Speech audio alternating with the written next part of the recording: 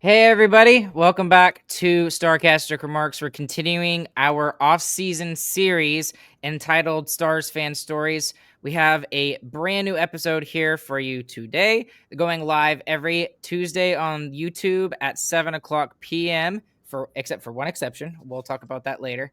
And I hope you guys enjoy this continuing series. It's been a lot of fun for me, particularly getting to talk to all sorts of hockey fans from literally across the world. We're talking, Texas, we're talking Finland, we're talking Australia, Canada, but we're not even talking Texas today. We'd like to welcome to the show Zoe. Zoe, how are you doing today? Hi, I'm great. How are you, Ryan? I'm doing okay. I got to be honest.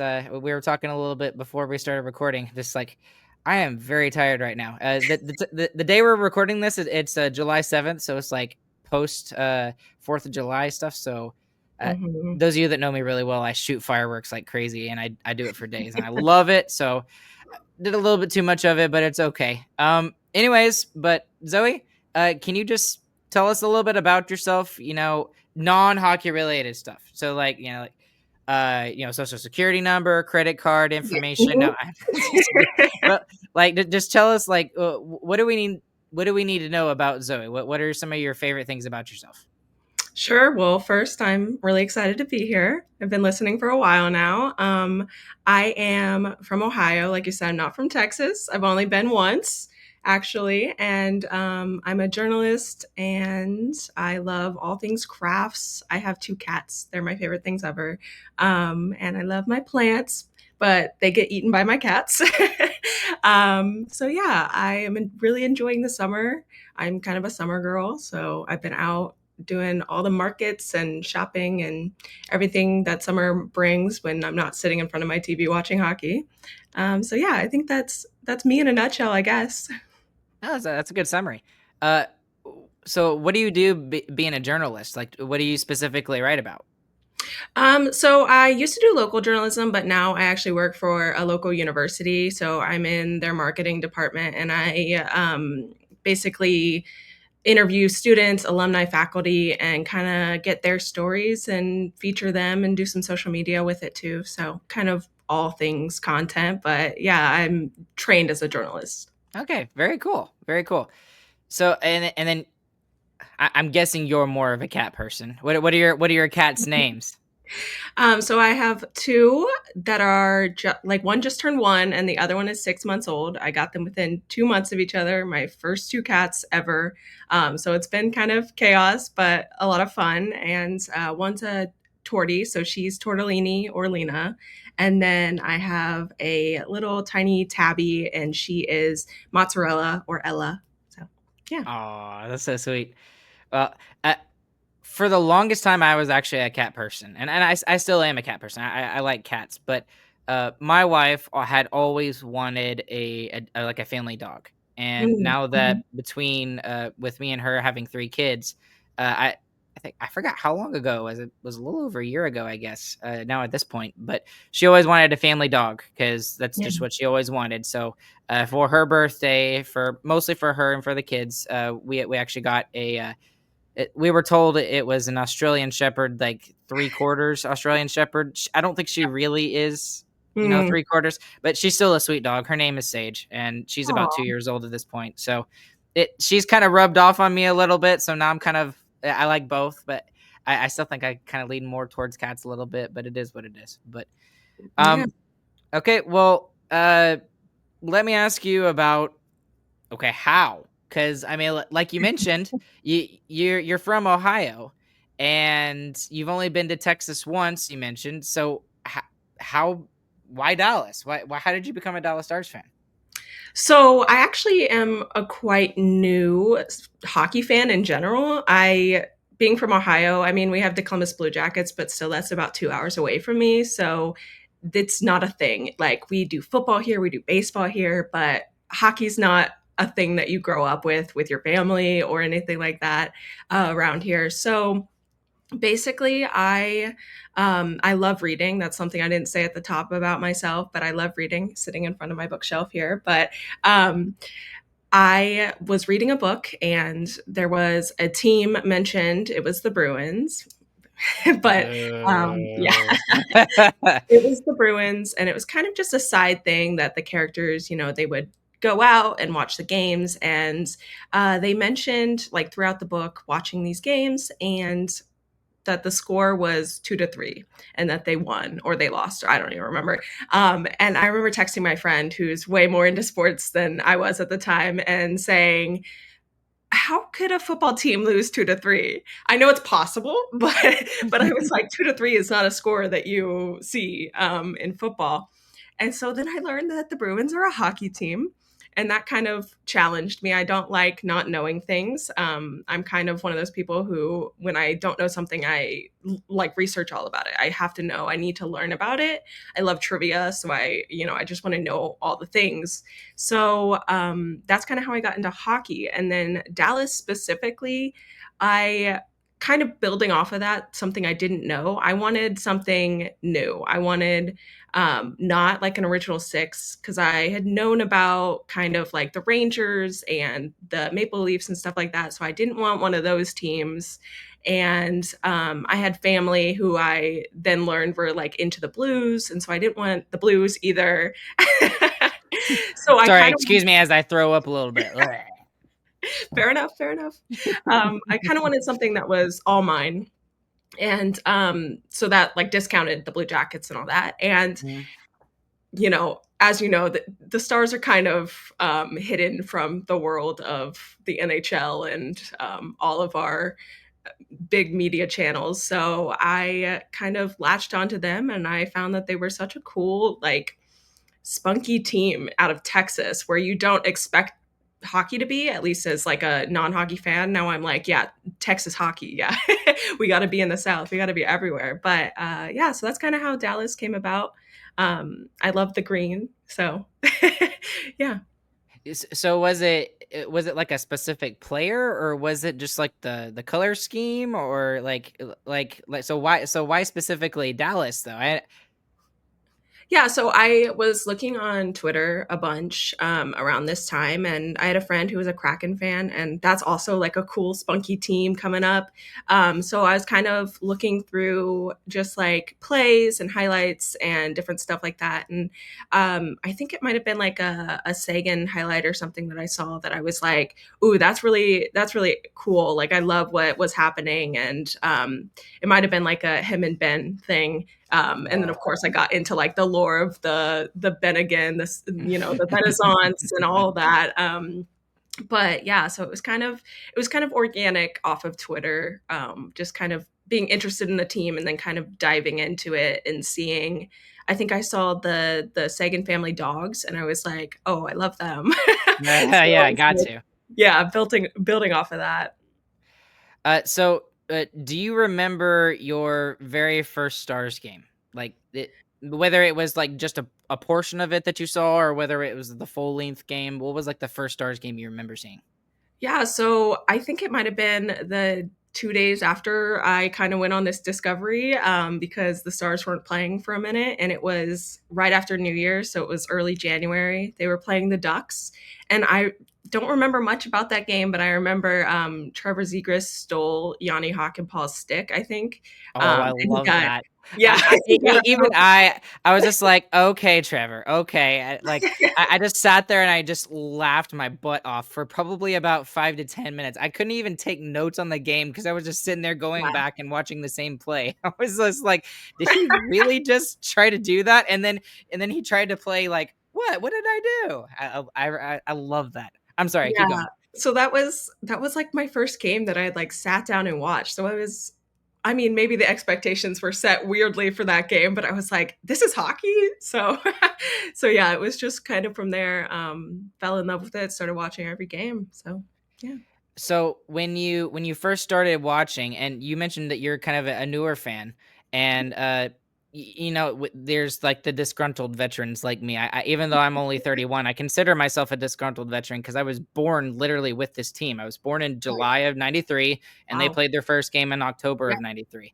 So I remember just everything about this. But with you being like sort of kind of a new fan, when you first started watching hockey, did you fully understand the rules, or was it just basic? You just knew what goals were, and that was about it. And I'm not trying Yeah, to yeah. like, because like, especially early on, and now when I go back and talk to some of the older folks that were first learning hockey in '93, when like it was nobody knew what hockey was. Yeah. Like that, it was basically they were going to an MMA brawl, and a hockey game broke out at the same time. Yeah. That's basically what they were, kind of what started at least the fan base before it is what Mhm. it is now. So like for you, what like, did you fully understand the rules before you started going, or before you started watching? I think that hockey is one of those sports that you can kind of understand because, like, puck and net, goal, Yeah. um, kind of like soccer, but then there'll be a whistle and you'll be like, I don't know what just happened. So I think I picked up over that week, over the next week, icing a little bit. And I was like, okay, now I understand why they can't just lob it down the ice. And I was kind of like picking up off. Whoa! Oh, so sorry. Yeah, you just scared everybody listening in their car right now. My cat just. I'm No, so sorry. okay. No, it's okay. This is great. Now you got to show the cat though. Can you show the cat real quick who did that? She ran away. Oh, no fun. Sorry. No, that's okay. No, that's No, perfect. I have Keep a going. Go ahead. stool set up here, and she jumped all the way from the ground to the computer. So, sorry about that. But like I was saying, I kind of picked up, the basic rules, and I still do not to this day understand how to win a face-off or why people win face-offs. I'm just making it none of my business. That's that's not something I need to know, I guess. So, but other than that, I think hockey's one of those that you can, especially coming from like a football family, I won't even pretend to know that I know anything about those rules. So, yeah. No, that's okay. That's okay, because for it's hard for me to relate sometimes, because again, it's basically like a second religion. So like I consider myself a Christian, and while I was growing up being a Christian, I was also growing up being a hockey fan. So it was just kind of like, Yeah. It's just icing like, is icing. I knew exactly what it was from a very young age.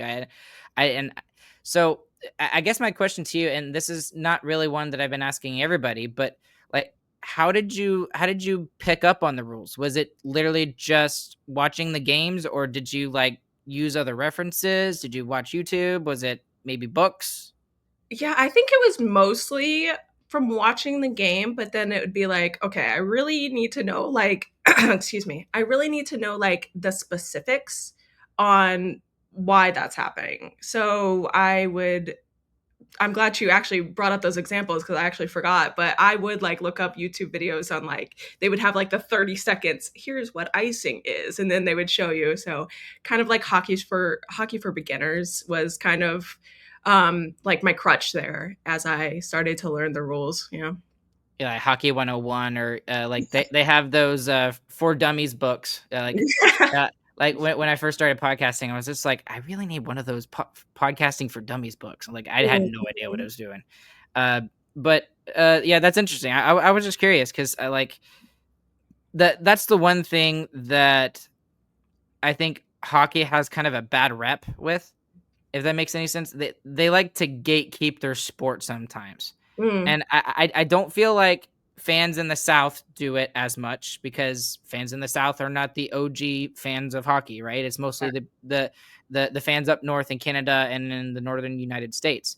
So I think that's something that, like, compared to other sports, we do not do very well. Like football, no one's gonna really. Oh well, you don't know what pass interference is, or offensive yeah. pass interference, blah blah. And you hear it more often from, from hockey fans. Well, how do you not know what offside is? Like, how did you not know what a line change is? Like, stuff like Yeah. that. And I can't stand when people do that. So, but I was just curious, it's like how you came about just like learning the rules, and that's good for me to know. That's good. That's good. Yeah. Um, okay, so not like a full left turn, but a little bit of a different way. Uh, what's kept you loyal to this team, for for the couple of years that you've been a Stars fan? Yeah, so I kind of have the fortunate lens of being a Stars fan in one of their big, great runs. So I think it's been about like 3 or 4 years since that Ducks game that I watched. And which is crazy to think already, but but kind of just having these awesome playoff runs. But of course, there has to be something more considering I've, gotten to the Western Conference final 3 times to be let down. But I think it's just, falling in love with the team as a core. And, players will go in and out and traded. But I think just the determination of I think most of our team, I think maybe only 2 players, I don't know about some of the new, ones for getting in, but have a cup, so kind of that grit, that grind to get the cup. I haven't seen a cup for the Stars, so I kind of feel like I'm there with them, like, we'll get this cup eventually if we keep working at it, so hopefully before all these players retire or go to other teams, but, yeah, so kind of just that mindset of we'll get one eventually. And I think that would be completely different if I was like, and this is sacrilegious, but a Vegas fan. Um, and, just had a cup like one of my first years of watching. And I think, because then you'd be like, oh, well, we win, so that would be fun. But kind of having that losing streak in the Western Conference final is like when we do get to the finals again, it will be like so amazing and so fun. And hopefully we'll win them. So yeah. Yes, that's a very good point. And that's like I am just fascinated by just like the fact that you've got like just about 3 years of watching Stars hockey experience, and you don't have like all of the other stuff that I'm sure you've probably learned about now, like the big heartaches that this Mhm. franchise has had, and I'm not just talking about like when they lost the cup in 2020 and in Yeah. 2000, but like when they didn't have an owner. Like for Mhm. when I was in high school, and that was when I probably cared more than ever because you're a teenager, you care a little bit more. Yeah. But like they were going through bankruptcy, Yeah. and they didn't spend to the cap and spend all the money that they were allowed to because they just didn't want to, and they didn't want to invest in the team. Yeah. So that just fascinates me that you've got that. That's your experience and that's your lens. That's really cool. But so this is going to make it a little bit interesting because I want to see how you answer this question. Oh boy. No pressure, no pressure, no pressure at all. It's Okay. very easy. Uh, so we talked about how like this team has missed the Stanley Cup final 3 years in a row, right? Mhm.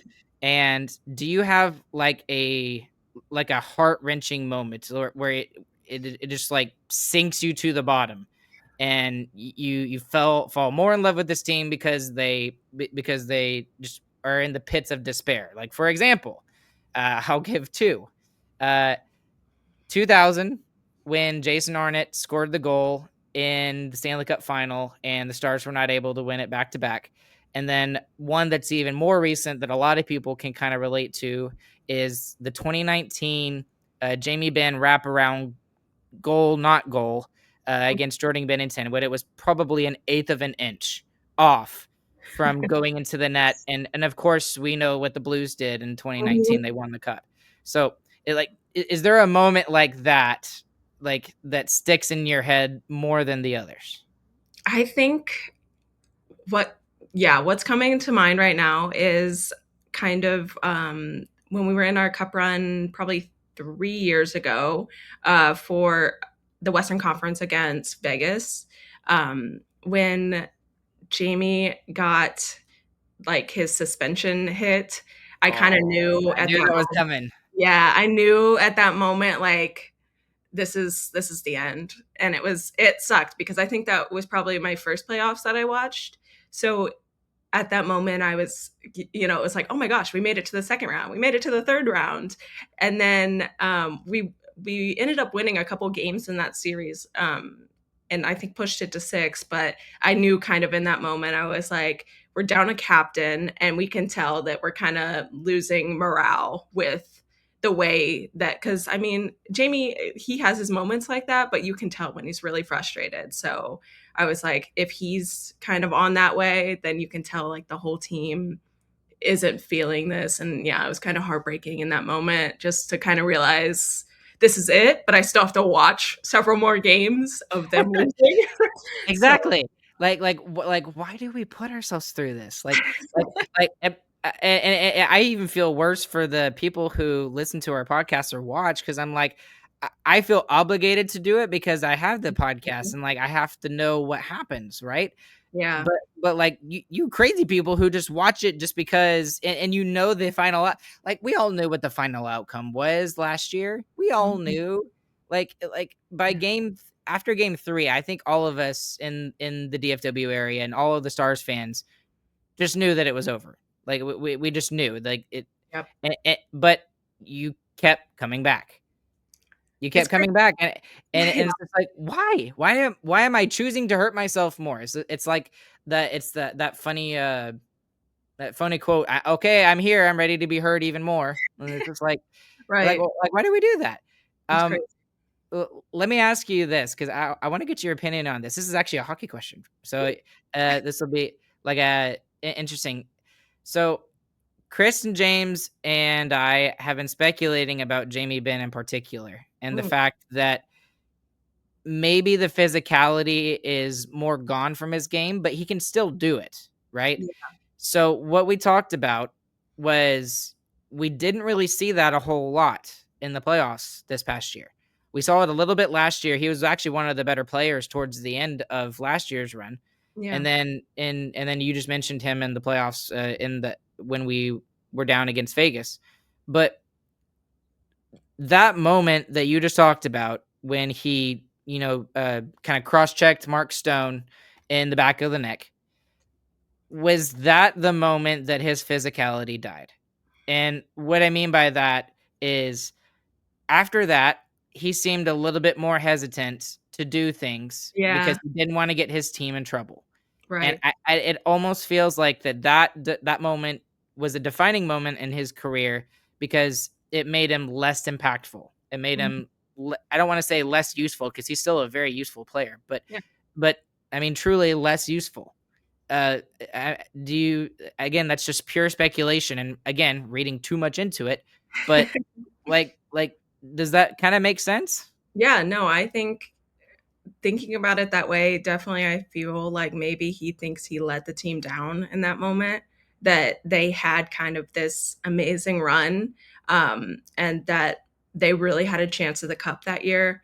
And doing that really set off that tumble of they're just down. They're out of the series and, try again next year. So I definitely agree with that. I think that was kind of like a turning point moment for him to kind of mature a little bit and be like, I need to be physical, like as a captain rather than like as an individual. So, and I think that the Stars is funny because the new coach was just talking about bringing physicality back.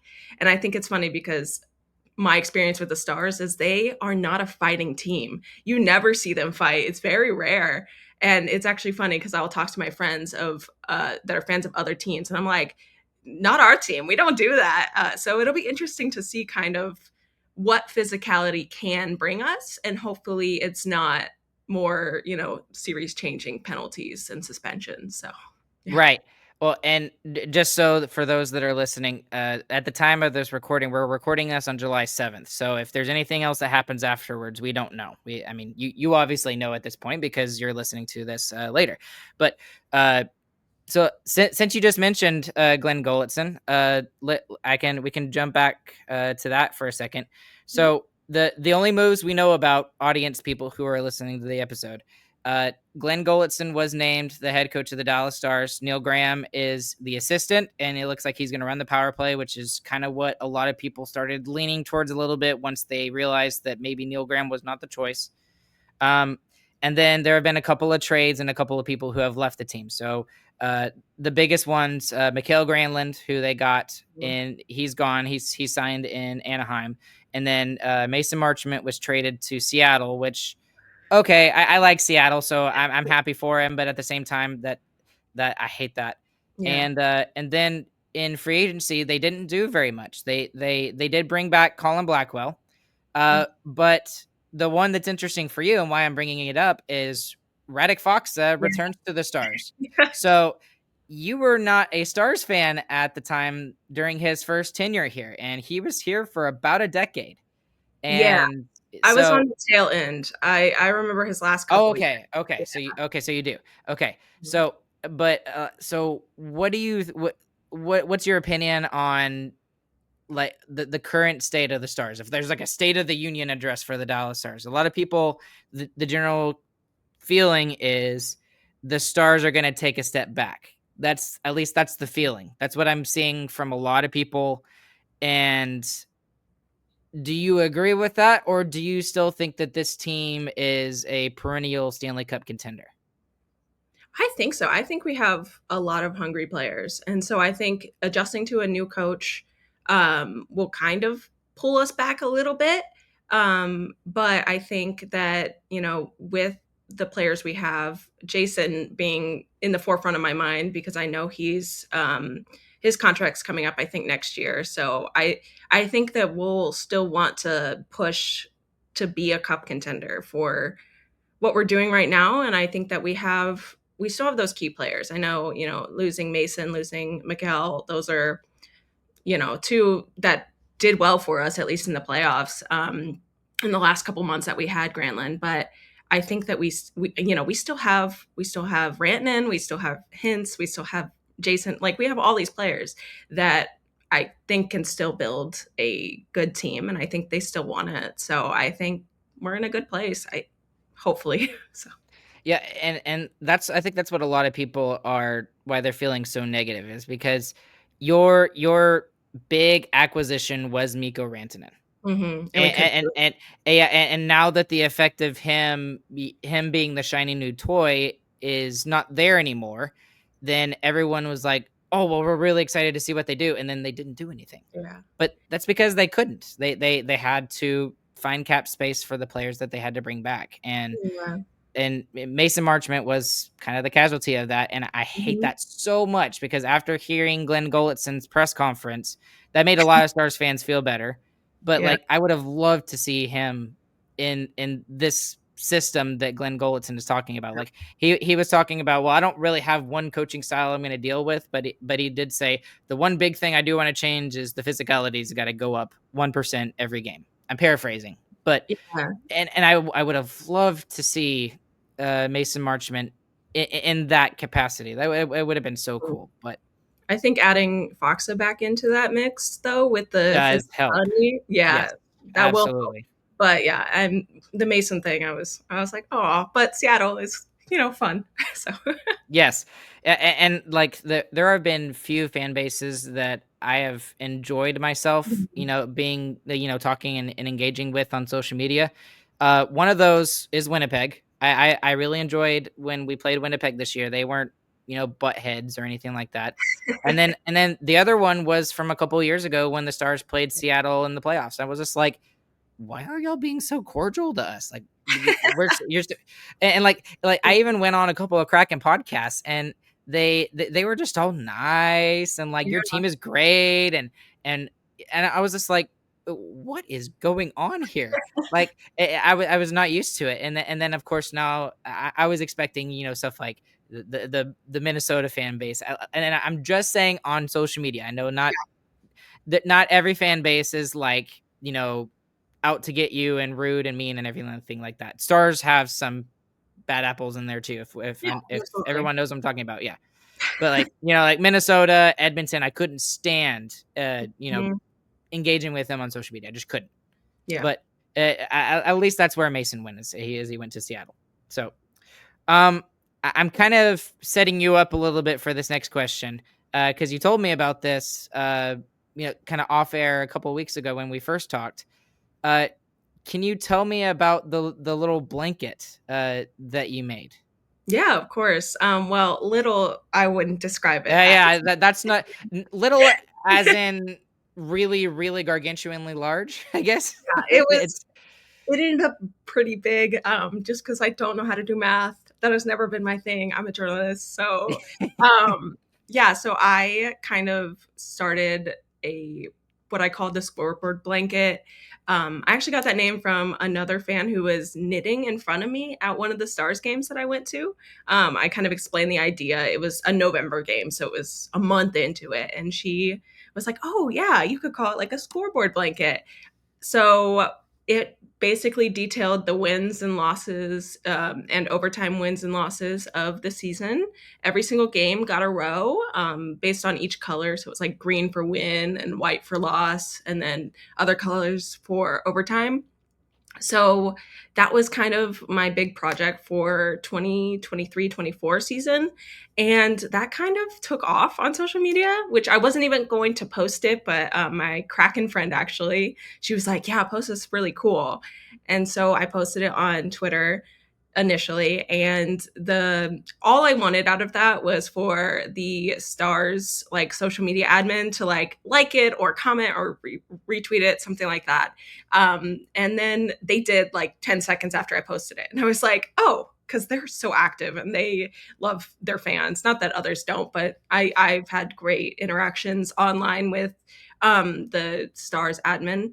So all that happened, and I was like, great, that's cool, that's all I wanted ever. And it kind of got very viral after that, and people started making their own blankets based on their favorite teams. And I think that there was at least one or two that were like the Milwaukee Bucks. So we were out of hockey and we were doing like basketball and different sports. And I got to meet up with the Stars social media admin and the videographer at a Blues game that I was visiting my family for over Christmas. And it was a Blues Stars game, obviously, and they lost, but but I Oh. got to show off my blanket. Well, my it was a beach towel size at that point, and that was really cool to me because again, only wanted like a like on my tweet. So actually getting like a post from the Stars account, and I ended up doing an interview with them, which was fun. And then flash forward to the end of the season, and I had made several friends online through doing this, and they were making their own blankets. And it started like a Discord server and all this stuff. And we ended up about half of us from that group, like six or seven, went to Texas, and we got an Airbnb. We went to the game. It was the Kraken Dallas game where they clinched the Central Division for the year. So it was an awesome game to see. We won, we clinched the division, and I got to show off almost done blanket. And I also, got to go to Texas for the first time, experience Texas barbecue, go up the tower thingy. I don't know what it's called. Reunion Tower. Yeah. Yeah. And go see like the JFK stuff. And actually got interviewed by the news too while I was there, so that was pretty cool because I'd gotten off my plane. I drove to the Airbnb, and then like an hour later I had to be at the American Airlines Center for this interview. So it was like very chaotic, but very, very fun, very cool. So yeah, it was kind of a whirlwind of all these things that was happening. And definitely, I don't know if I'll ever have the great experience that I did in Texas again, because that was just such a day and a week. But yeah, so that was a lot of fun. And then at the end of the playoff run, I ended up giving the blanket to the Pavelski family after he retired. So that was kind of a full circle, like really awesome moment that I got to do all that. And it was so much yarn, so much, money in yarn, and so much work over 9-10 months. But it was such a labor of love for the team, for the Pavelski family, for his role in our team. So yeah. That's really cool, and I'm getting goosebumps just when you said that like the blanket got to go to the Pavelski family. Like that is so cool. And uh, yeah, Joe is one of those guys that wasn't here for a terribly long time, Hmm. but just because of the character of him, his family, I mean, what he did for Wyatt Johnston's particularly, and a little bit of Logan Stankoven too. But like he made a huge dent on this organization and the fan base and the city and all the fans of this team. Absolutely. And yeah, it's just awesome. And I love that, you know, a piece, I don't want to say a piece because it makes it, again, it makes it sound small, but it's not small. A large gargantuan piece is still living with the Pavelski family, from a fan to a player. That's just a really cool thing uh And to I hear was about. hoping that he would get the cup, obviously, for his last season. And not that the blanket is anywhere near the level of the cup, but I was like, this is a capsule of your last season. So I was like, I can't think of any better place to go than with the Pavelski family. So yeah, I was That so happy that it got there. And that was in huge thanks to the Stars Foundation. They helped me out with that. So yeah, it was yeah, awesome. that I hope he comes back in some form or fashion. Me too. Like, whether it's and I don't know if he will, because he loves Wisconsin so much. Yeah. Yeah. But uh, if he can come back even as just like a development coach, Hmm. because like I think Ben Bishop is he's a development coach, but I think he lives in St. Louis. I think, if I remember correctly. I could be wrong about that, but I know that he works for the Stars, but he is not in Texas, if that makes any sense. He's like in Yeah. other places or whatever. But well, anyways, I hope that Pavelski can come back in some form or fashion, and because that would be so cool. Seriously, that he's one of those players that I really wish had come here sooner.